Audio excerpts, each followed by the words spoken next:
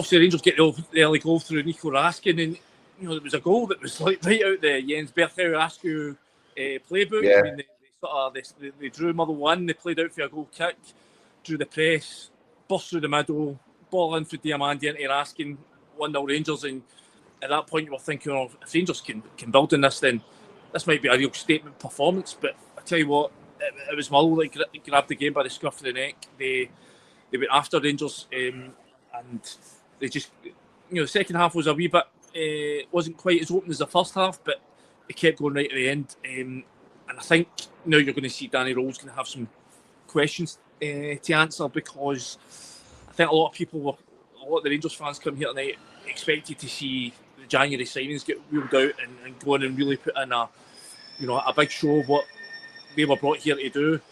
But for some reason, Danny Rohl's decided to keep 3 out of 4 on the bench. I thought Tochi Chukwani had a really good game in there in the engine room. His power, his strength, his physicality.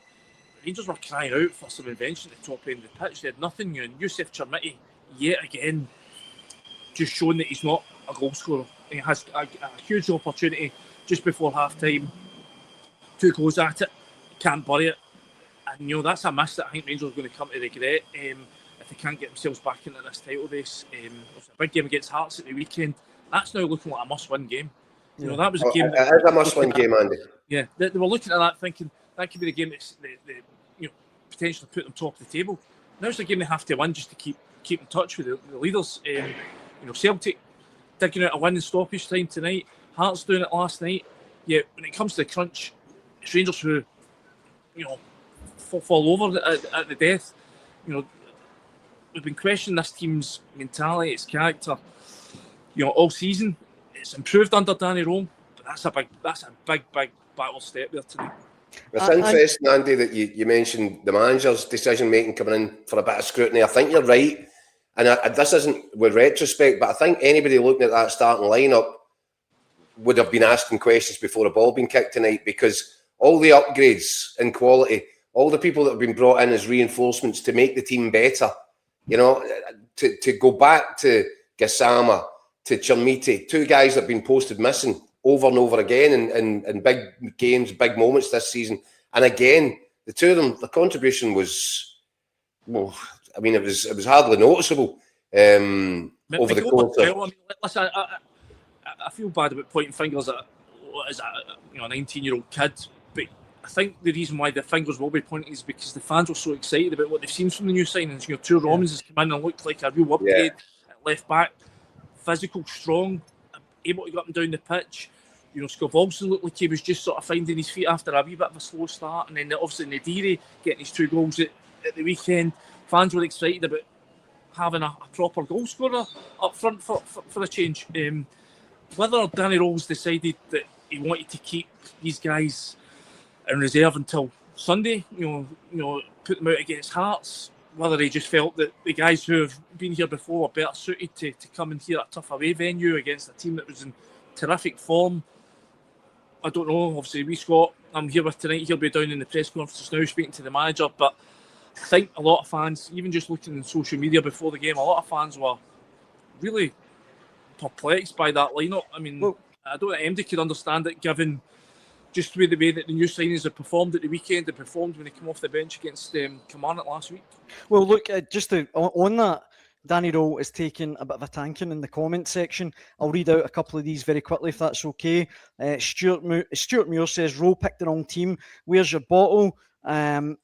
Stephen says, that time wasting was doing my head in. 1-0 up against 10 men. Pathetic. Gassama is useless. Romans at left back doesn't get beaten there like that. Terrible. We got everything we deserved. Luke says, Rohl got his tactics wrong tonight in the team selection. Singing the Blues points out, though, there's plenty of twists and turns to come, obviously. And Ross McCormack wants to know if we provide a Hotline Live defibrillator, because with everything going on, we're probably going to need it. I hope there's a Hotline Live bottle of Jack Daniels. Because I'm going to neck it after. We'll take that out the petty cash. And just finally, David says, Danny Rohl lost us the league tonight. His tactics are shocking. He's no Rangers manager class. I want him sacked. Bloody hell. But that's... What I would say is that he yesterday at the press conference, he implored the team to show courage. He said that this was a big game that they would have feared coming into, a wee while ago.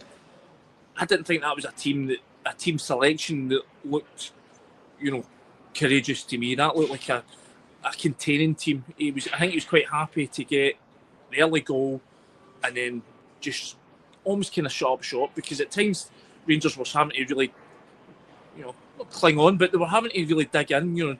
Suter throw himself into tackles. Giga's making last-ditch interceptions. And as I said, Chutwani and Raskin were having to make really big interventions at times. Raskin has that header from underneath his own crossbar. And, it was Motherwell were making all the play. Rangers weren't trying to dominate this game. At one point, I think the first half possession stats were Motherwell were on 67%.